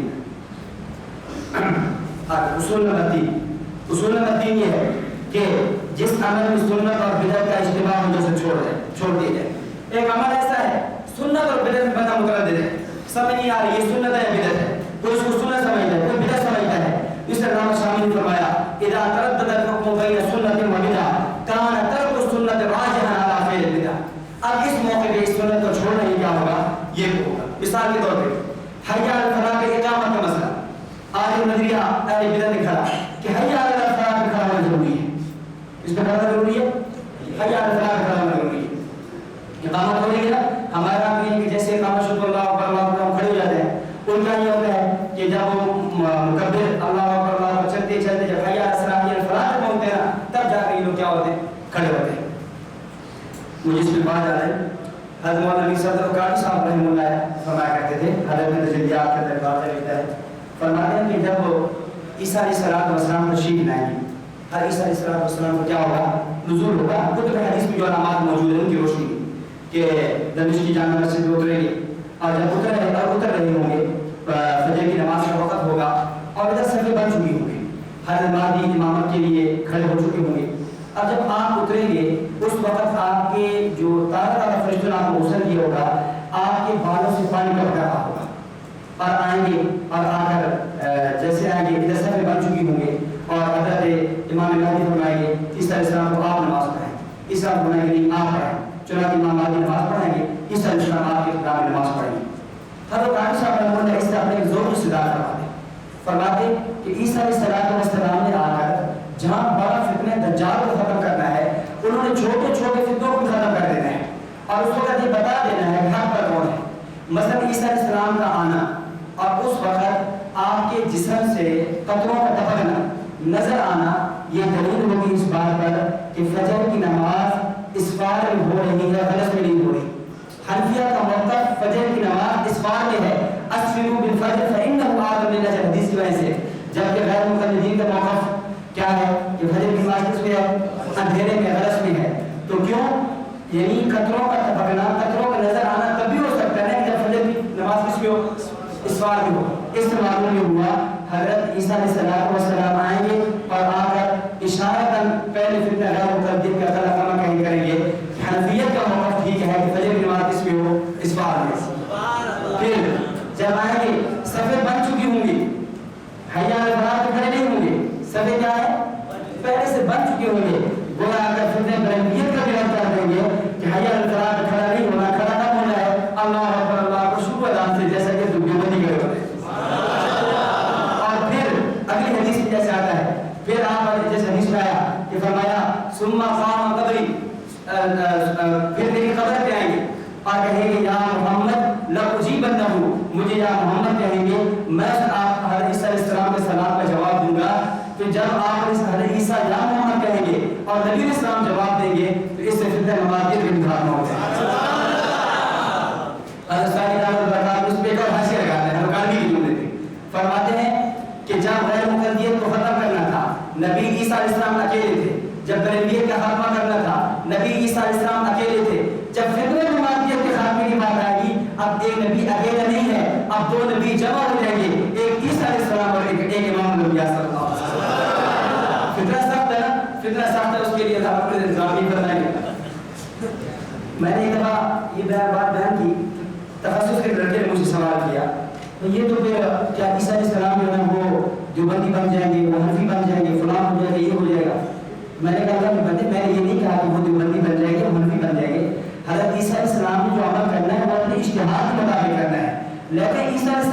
اجتہاد ہوگا وہ اجتہاد حنفیت کی تعین میں جائے گا. حضرت عیسیٰ علیہ السلام کا جو اجتہاد ہوگا وہ دیوبندیت کی تعین میں جائے گا. یہ مطلب نہیں ہے کہ وہ دیوبندی بن جائے گی حنفی بن جائے گی.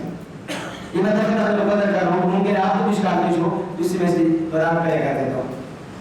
تو تیسرا اصول حی علی الفلاح پہ کھڑا ہونا. ہم نے کہا اس کے بارے میں چونکہ عمل متردد ہے سنت ہے یا بدعت ہے اسے تو چھوڑ دینا مناسب ہے اور اس کے لیے کیا ہے کہ حی علی الفلاح پہ کام کھڑا نہ ہونے کی کیا ہے شروع میں کھڑا ہو جائے.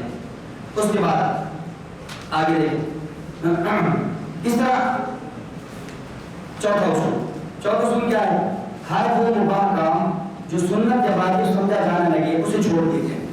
کام مباح تھا عمل مندوب تھا مستحب تھا لیکن لوگوں نے وجوب کا درجہ دینا شروع کر دیا. اس لیے صاحب مرقات کے اندر اشیاء النمات میں علامہ طیبی نے ملا علی قاری دیگر علامہ نے باتیں کی ہے من اصر علی مندوب فقط اصابہ الشیطان. جو آدمی کسی امر مندوب پہ اپنے مباح پہ اصرار کرے گا اس پہ دوام کرے گا اس کو چھوڑنا ضروری ہوگا. اس لیے اگر کوئی آدمی امر مندوب کو امر مستحب کو لازم اور ضرور سمجھا چھوڑ دیا جائے گا. مثال کے طور پر انگوٹھے چومنا. اب ایک منٹ کے ہم مان لیں پہلی بات ہے کہ انگوٹھے چومنے کی جو روایت حضرت صدیق اکبر رضی اللہ عنہ کی پیش کی جاتی ہے وہ روایت موضوع ہے. مستدرک الفردوس علامہ دہلوی کی جو روایت ہے اس کو علامہ ذہبی نے بھی موضوع کہا علامہ ملا علی قاری نے بھی مرقات میں موضوع کہا دیگر کئی محدثین اس روایت موضوع کہا ہے. کہتے جی ہم نبی صلی اللہ علیہ وسلم کا جب نام آ دینا تو میٹھی میٹھی بھائی کیا کرتے ہیں انگوٹھے چوم رہے ہیں. بھائی انگوٹھے کیوں چومتے ہیں؟ جی محبت کی وجہ سے. بھائی آپ کو پھر نبی علیہ السلام کے نام سے محبت ہے اللہ کے نام سے محبت نہیں ہے پھر اللہ کے نام پر بھی انگوٹھے چومو. اگر محبت کے انگوٹھے چومنا ہے تو پھر کیا بات ہے کہ 1,00,000 پہ 24,000 یا 44,000 صحابہ کرام میں سے کتب احادیث میں ایک صدیق کی روایت ملتی ہے کہ وہ نبی علیہ السلام کے نام پر انگوٹھا چوم رہا ہے. باقی صحابہ کرام کی جماعت آپ کے نام آنے پر انگوٹھا کیوں نہیں چوم رہی؟ جب دن میں مسجد نبوی سے 5 دفعہ اذان کی آواز بلند ہوتی صحابہ کرام دیکھتے تو اگر کسی صحابی نے انگوٹھا چوما ہوتا یا صدیق والی روایت میں صحیح ہوتی تو کسی کا تو ساتھ ہوتا. اس لیے یہ انگوٹھا چومنے والی روایت کیا ہے ضعیف ہے. ایک منٹ کے لیے اعلیٰ سبیل تنزل ہم تسلیم کر بھی لیں تو زیادہ سے زیادہ انگوٹھا چومنا کیا ہوگا مستحب ہوگا مباح ہوگا مندوب ہوگا. لیکن تم لوگوں نے کیا کر دیا اس مباح اور مندوب پہ تم نے اصرار شروع کر دیا اس پہ دوام شروع کر دیا ہے. اب اس اصرار اور دوام کی وجہ سے یہ مندوب مباح مستحب عمل بھی بدعت ہو جائے گا. اب اس کو چھوڑنا ضروری ہوگا. کیوں؟ اس لیے فوق المقال فی خلفاء پیر سیاد اہل بدعت کی کتاب چھپی ہے اس میں لکھا کہ جو آدمی انگوٹھا نہیں چومتا خطرہ ہے کہ وہ جہنم میں جائے گا. الیاذ باللہ. میں کہتا ہوں کہ یہ جو جہنم میں جانے کی دھمکی اور وعید دی جا رہی ہے یہ ترک واجب میں ترک مندوب میں ہوتی ہے. بھائی جہنم میں جانے کی دھمکی ترک مندوب میں تو نہیں ہوا کرتی. وہ جہنم میں جانے کی دھمکی کس پہ ہوتی ہے ترک واجب میں. گویا کہ تم نے نظریہ اس کو کیا سمجھ لیا ہے واجب اور ضرور سمجھ لیا ہے. جب اس کو واجب اور ضروری سمجھا ہے تب اس کا چھوڑنا کیا ہوگا واجب ہوگا. پانچواں اصول آخر حنفی ہونے کی حیثیت سے کسی بھی حکم کے ثبوت کے لیے قرآن کریم اور احادیث مبارکہ سے تفسیر کے رائے پیش نہ کی جائے بلکہ فقہ حنفی کی کتب سے بات پیش کی جائے. یہ عام فہم اصول ہے جو آپ ہر بندے کو پیش کر سکتے. اس کو اچھی طرح سمجھو. دیکھو آپ کا کسی میں مثال کرتا ہوں آپ کا کسی گٹی سے مناظرہ ہے مناظرے کا طرز طرف کر رہا ہوں. مثلا مناظرے کا عنوان کیا ہے صلاۃ والسلام اذان سے پہلے صلاۃ والسلام ہے. اب اس عنوان مناظرہ چلا تو آپ اسے یہ کہیں کہ بھائی آپ یہ بتائیں یہ درود شریف نماز والا ہے کیا یہ فقہ ہے؟ تم بھی فقہ حنفی ہو نا ہم بھی حنفی ہیں. بریلی بات ہے آپ کو اہل سنت و جماعت حنفی لکھتے ہیں تم بھی حنفی ہم بھی حنفی. یہ جو نماز کے اندر درود شریف ہے کیا فقہ حنفی ثابت ہے؟ آپ دکھا دو. آپ نے یہ کہنا ہے اس نے آپ کے سامنے فقہ حنفی کی کتب کے انبار لگا دے کیا قبولی ہے قد الدخایا ہے شرع رکایا ہے عمدہ الرعایا ہے ہدایہ ہے بدایہ ہے نقایہ ہے رد المختار ہے تنویر الابصار ہے خطاب شامی ہے مقصود ہے سیر ہے زیادات ہے بحر الرائق ہے نہر الفائق ہے تبیین الحقائق ہے. جتنی کتب اس کے سامنے کا ہم پیش کر دے گا. کیا یہ دکھانے کے لیے جی ہاں نماز کے اندر درود شریف حنفی نے فقہ حنفی نے لکھا ہے. اب آپ مجھے سوال کرو یہ جو جنازے کے اندر دوسری تکبیر کے بعد درود شریف پڑھتے ہیں فقہ حنفی میں کسی نے لکھا ہے؟ اب اس پہ بھی یہ ساری کتابیں آپ کو دکھا دے گا. اب تیسرا سوال کرو کہ یہ جو اذان سے پہلے والا درود شریف ہے یہ فقہ حنفی میں کسی نے لکھا ہے؟ اب فوراً کہے گا اے فقہ حنفیہ کو چھوڑو، قرآن نہیں پڑھتے ہو؟ اللہ تعالیٰ نے فرمایا ان اللہ و ملائکتہ یصلون علی النبی یا ایھا الذین آمنوا صلوا علیہ وسلموا تسلیما۔ وہی بات یہ ہے کہ نماز کا دروس ثابت تھا، فقہ حنفیہ نے لکھا، جنازے کے اندر پڑھے جانا دروس ثابت تھا، فقہ حنفیہ نے لکھا۔ اگر اذان سے پہلے بعد والا دروس ثابت ہوتا، فقہ حنفیہ نے اس کو کیوں نہیں لکھا؟ اگر اس آیت سے فقہ حنفیہ نے جہاں اور مقامات کا دروس سمجھا، اگر اذان سے پہلے بعد والا دروس ہوتا تو فقہ حنفیہ اس کو بھی لکھتے۔ اور یہ اصول صرف ہمارا نہیں ہے کہ بحیثیت حنفی ہونے کے ہمیں سب سے پہلے حنفی یعنی کتب حنفیہ کو، فقہ حنفی کو دیکھا جائے گا۔ یہ اصول خود اہل بدعت کو علماء کرام میں مسلم ہے۔ احمد خان نہیں بھی اٹھو جاؤ تھا، نئی الدین مراد آبادی کی تفسیر نہیں لکھو، اور مولویوں کی بڑی بڑی کتابوں کے اندر یہ اصول لکھا کہ فقہ کے حوالے جات موجود ہیں، پڑھ لینا۔ ان کے اندر انہوں نے یہ لکھا ہے کہ ہم نے بحیثیت حنفی ہونے کے تمام اعمال اور سنت کو ثابت کرنے کے لیے ہمیں فقہ حنفی میں دیکھا جائے، ہمیں خود قرآن حدیث سے استدلال نہیں کرنا چاہیے۔ یہی بات ہم ماتوں سے کہتے ہیں، تم بھی اپنے آپ کو دیوبندی کہتے ہو، ہم بھی دیوبندی کہتے ہیں۔ حیات انبیاء علیہ السلام کا مسئلہ، ثواب اور عذاب کا مسئلہ، توسل و استشفاء کا مسئلہ، ارد اعمال و سماع موت کا مسئلہ ثابت کرنا ہے تو بجائے ڈائریکٹ قرآن سے استدلال کرنے کے، بجائے ڈائریکٹ حدیث سے استدلال کرنے کے، جب تم بھی اپنے آپ کو دیوبندی کہتے ہو تو علماء دیوبندی کتابوں سے پیش کیا جائے گا۔ مناظرے کا اصول یاد رکھیں، مناظرے کا اصول یہ ہے جس جو کم سے کم نسبت ہے، جس میں فریقین مساوی کھڑے ہیں، سب سے پہلے دلیل وہاں سے پیش کی جائے گی۔ دیکھو اہل سنت والجماعت احناف دیوبند، اہل سنت والجماعت یا اہل سنت والجماعت جب بریلوی کی طرف آ جائیں، اب یہ حنفیت کے دونوں برابر کھڑے ہیں، اس لیے دونوں فریق حنفیت سے پیش کریں گے۔ اس طرح اگر آپ بریلویت موادیت کے حوالے سے آئیں تو وہاں پر دیوبندیت میں دونوں برابر کھڑے ہیں، تو اس لیے ان دونوں کو چاہیے کہ کس سے ثابت کریں؟ دیوبندی سے ثابت کریں۔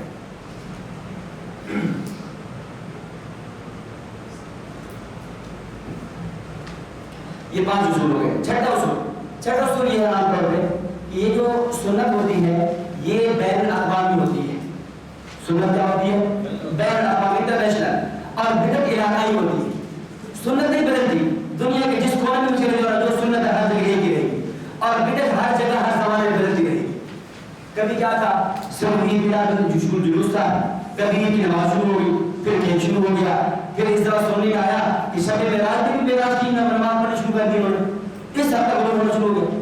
تو بدعات بدلتی رہیں گی، لیکن سنت کیا ہے وہ نہیں بدلے گی، ہر علاقے کی بدعت کیا ہوگی؟ مختلف ہوگی۔ اور نمبر 7 اصول یہ ہے کہ اس کو میں یوں کہوں شاید بجانا ہوگا کہ سنت حلالی ہوتی ہے اور بدعت حرامی ہوتی ہے۔ بدعت کیا ہوتی ہے؟ حرامی ہوتی ہے۔ سنت کا کیا ہوتا ہے؟ چلیے اس میں آپ ایک لطیفہ بھی سنا دوں، واقعہ بھی سنا دوں۔ مفتی محمود حسن گنگوئی صاحب رحمۃ اللہ علیہ المتوفی 1998 شیخ الحدیث مولانا محمد زکریا صاحب رحمہ اللہ کے اجل خلفاء میں سے، جن کا فتاوی محمودیہ 25 جلدوں میں چھپا ہے۔ اور وہ جا رہے تھے ٹرین کے اندر، ایک بریلوی صاحب بیٹھا ہوا تھا، تو اس بریلوی نے کچھ ایسے باتیں کی، تو پھر دوران بات کرنے لگا مولانا صاحب، تو حضرت نے فوراً روک لیا۔ حضرت فرمایا بھائی مجھے مولانا آپ نے کہا ہے، اور آپ کے مولوی عمر صاحب نے لکھا ہے جو آدمی کسی دیوبندی مولوی کو مولانا کہے گا وہ حرام زادہ ہوگا۔ وہ کیا ہوگا؟ حرام کا ہوگا۔ اور ظاہر ہے جب کوئی آدمی بدعت کرے تو شاید نسبتی لگا کر اسے بدعتی کہہ دیا جاتا ہے، اور جو کوئی آدمی بقول احمد رضا خان کے حرام کا ہو جائے تو شاید نسبت کی لگا کر اسے کیا کرنا چاہیے؟ اگر فرماتے ہیں پورے گاڑی کے سفر میں وہ دوبارہ نہیں بولا۔ اچھا، تو بیان کر رہا تھا سنت کا نسب نہیں ہوتا، سنت کا نسب ہوتا ہے، بدعت کا نسب نہیں ہوتا۔ سنت آپ پیش کریں گے، آپ شروع سے لے کر آخر تک چلتے چلیں گے، چلتے جائیں گے، آپ کو سنت کا نسب ملے گا۔ اس کے برخلاف جب آپ بدعت پیش کریں گے، بدعت سے آپ کو نسب نہیں ملے گا۔ سنت کیا ہے؟ مثال کے طور پہ آپ کو حدیث میں پڑھتے ہو، شمائل ترمذی ہماری ہے جس میں نبی اسلام کی سنتوں کا تذکرہ ہے۔ باب ما جاء فی امامۃ رسول اللہ، نبی اسلام کا امامہ کیسا تھا۔ باب ما جاء فی سوا رسول اللہ، نبی علیہ الصلوۃ والسلام کی مسواک مبارک کیسے تھی، آپ علیہ الصلوۃ والسلام کی خلشوا کیسی تھی، خوشبو مبارک کیسی تھی، ہر ایک کی، اور اس ہر ایک پہ ہم اپنی سند پیش کرتے ہیں، ہر ایک پہ. مثال کے طور پہ میں جناب کی اپنی سند سنا دوں کہ آپ نے سنن پیش کی ہے، ترمذی شریف ہے، ترمذی شریف ہے، میں نے ترمذی شریف پڑھی حضرت مولانا رشید اشرف صفی صاحب سے رحمہ اللہ. مولانا رشید اشرف صفی صاحب رحمہ اللہ نے پڑھی، استاد محترم شیخ الاسلام مفتی محمد تقی عثمانی صاحب نے، مفتی محمد تقی عثمانی صاحب نے پڑھی مولانا سلیم اللہ خان صاحب سے، مولانا سلیم اللہ خان صاحب نے پڑھی سید حسین احمد مدنی سے، سید حسین احمد مدنی نے پڑھی شیخ الہند محمود حسن دیوبندی سے، شیخ الہند محمود حسن دیوبندی نے پڑھی مولانا قاسم ندوی سے، مولانا قاسم ندوی رحمۃ اللہ علیہ نے پڑھی شاہ عبد الغنی سے، شاہ عبد الغنی نے پڑھی شاہ اسحاق سے، شاہ اسحاق نے پڑھی شاہ عبد العزیز مدد دہلوی سے، شاہ عبد العزیز مدد دہلوی نے پڑھی اپنے والد گرامی شاہ ولی اللہ سے، شاہ ولی اللہ رحمہ اللہ نے پڑھی ابو طاہر الکردی سے، ابو طاہر الکردی نے پڑھی حسن بن ابراہیم سے، حسن بن ابراہیم نے پڑھی سلطان بن احمد سے، سلطان بن احمد نے پڑھی شہاب الدین سبکی سے، شہاب الدین سبکی نے پڑھی الشیخ نجم سے، الشیخ نجم نے پڑھی زین الدین زکریا سے، زین الدین زکریا نے پڑھی عبد الرحیم الشافعی سے، عبد الرحیم الشافعی نے پڑھی الشیخ عمر المرادی سے، الشیخ عمر المرادی نے پڑھی الشیخ عمر الطبرس البغدادی سے، الشیخ عمر الطبرس البغدادی نے پڑھی قاضی زاہد سے، قاضی زاہد نے پڑھی ابو العباس سے، ابو العباس نے پڑھی عبد الجبار الجراحی سے، عبد الجبار الجراحی نے پڑھی امام ابو موسیٰ الترمذی سے، امام ابو موسیٰ الترمذی نے پڑھی علی بن حجر سے، علی بن حجر نے پڑھی علی بن مسلم سے، علی بن مسلم نے پڑھی امام اعظم ابو حنیفہ نعمان بن ثابت سے، امام اعظم ابو حنیفہ نے پڑھا 6 صحابہ کرام حضرت جابر بن عبداللہ، انس بن مالک، عائشہ بن حجر، واسطہ بن اسقا رضوان اللہ علیہم اجمعین سے، اور ان تمام نے پڑھا امام الانبیاء محمد رسول اللہ صلی اللہ علیہ وسلم. سنت کا سب ہویا نہیں اور بدعت کا سب ہوتا. پوچھو بھائی یہ اذان کب سے شروع ہوئی، یہ پوچھو بھائی عید میلاد النبی کب سے شروع ہوئی. اچھا جی اسی طرح دیگر جتنے بھی بدعات ہیں، یہ قبر کے اذان یہ کب سے شروع ہوئی، انگوٹھا چومنا کب سے شروع ہوئی، اس طرح جلوس وغیرہ جشن وغیرہ، یہ ساری چیزیں آپ کی پوچھتے چلے جائیں، آپ کو نسب نبی کے سامنے نہیں پہنچے گا، درمیان میں رک جائے گا. کوئی 604 میں شروع ہو رہی ہے، کوئی 7 میں شروع ہو رہی ہے، کوئی 8 صدی ہجری میں، کوئی 9 میں، کوئی موجودہ زمانے میں، اس طرح یہ بدعات شروع ہوتی ہیں. تو یہ آپ حضرات کے سامنے چند اصول پیش کر دیے تھے. اب وقت بہت مختصر ہے، 10 منٹ رہ گئے ہیں اور کوشش کرنی ہے کہ اسی نشست کے اندر خیال کو پورا کرنا ہے. آگے شبہات رہے گا، 10 شبہات ہیں، اس سے ڈیڑھ گھنٹے کی نشست دی ہے تاکہ بات پوری ہو جائے، لیکن پھر بھی پتہ نہیں بات پوری ہوگی یا نہیں ہوگی. میں اتنا ہی اختصار کے ساتھ ہے کہ شبہات ان کو نظر کر کے اس کو بات پورا کرتے ہیں تاکہ اگلی نشست میں پھر کو اور خواہش نہیں کرے. یہ بات کی فرشی آ رہی ہے، ان کے جوابات اکٹھے کیے جائیں گے. یوں نہ ہر نشست کا جواب دینا، پھر جواب دینے کے لیے مستقل موقع چاہیے، بہت سارا ٹائم لگ جائے گا جواب دینے کے لیے. اس لیے بہت سی چیزیں ایسی ہیں کہ وہ آپ کے اشکالات جو دھیان ہوتے لگنے سے ختم ہو جائیں گے، کچھ اگلے صدقوں میں ہو جائیں گے. مثلا ایک آدمی ایک طالب علم نے مجھ سے پوچھا اذا صلیت من بیت فخرج له الدعاء، اس حدیث کا جواب کیا ہے؟ جواب ہو گیا. اس طرح کتنی چیزیں ایسی ہیں ان کے جوابات ہوتے چلے جائیں گے، مختلف آ جائیں گے. اس لیے آپ نے جلدی نہ کریں. اب اس میں مجھے کئی واقعات آنے شروع ہو گئے. ہمارے جو طلباء ہیں نا یہاں کے مرکز میں پڑھنے والے، وہ ہنس بھی رہے ہیں، وہ سمجھ رہے ہیں. تو صاحب جب کسی بات کی بات یاد آتا ہے پھر ہمارا سبق بھی پورے کھنڈونی بات نہیں کر جاتا ہے. صحیح. مولانا عبد الماجد دریا بانی حضرت تھانوی صاحب کی نشست مجلس میں آئے اور کچھ 7 اعتراض لے کر رہے. کتنے کا 7 اعتراضات لے کر رہے. مولانا تھانوی نے کہا حضرت میرے 7 اعتراضات ہیں، کچھ آپ پر، کچھ دین اسلام پر، کچھ آپ کی کتب پر، کچھ آپ کی تعلیمات پر، کچھ آپ کے مسلک منہج پر. حضرت فرمایا کہ تو ایسے کر 3 دن میری نشست میں بیٹھ، 3 دن میری مجلس میں بیٹھ، 3 دن میرے درس میں بیٹھ، 3 دن کے بعد تیرے اشکالات ہو جائیں گے، میں حل کر دوں گا. مولانا عبد الماجد والی صاحب فرماتے ہیں میں 3 دن حضرت کی نشست میں حضرت کی مجلس میں بیٹھا. جب 3 دن گزر گئے، 3 دن گزرنے کے بعد حضرت نے مجھے بلایا، فرمایا لے عبد الماجد لے اپنے اشکالات. تو مولانا عبد الماجد صاحب فرمانے لگے حضرت وہ سارے اشکالات ختم ہو گئے. مشکلات کیا ہو گئے؟ اعتراضات ختم ہو گئے. مولانا عبد الرحمن نعمانی حضرت بانی تبلیغ مولانا ریاض دہلوی رحمۃ اللہ علیہ بانی تبلیغ متوفی 1944 ان میں کہا کہ تبلیغی جماعت کے حوالے سے حضرت آپ نے تبلیغی کا کام شروع کیا ہے، یہ اعتراض ہے، یہ اشکال ہے، یہ اشکال ہے، فلاں ہے فلاں ہے. حضرت فرمایا تو ایسا کر میرے ساتھ سروہ لگا، میرے ساتھ کیا لگا؟ 3 دن لگا سروہ لگا. اپنے اعتراضات لکھے، سروے کے بعد وہ اعتراضات مجھے دے دینا.